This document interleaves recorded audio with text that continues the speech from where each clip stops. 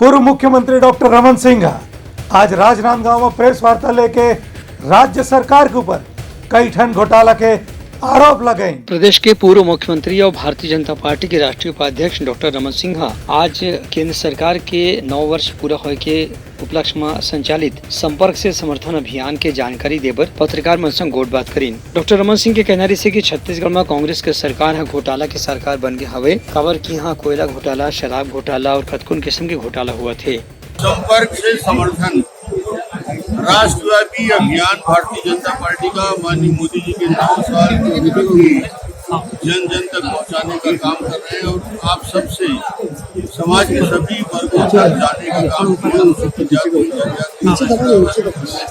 व्यापारी, अधिकारी, कर्मचारी, दूर स्तर तक कार्यकर्ताओं तक जाने का काम हुआ।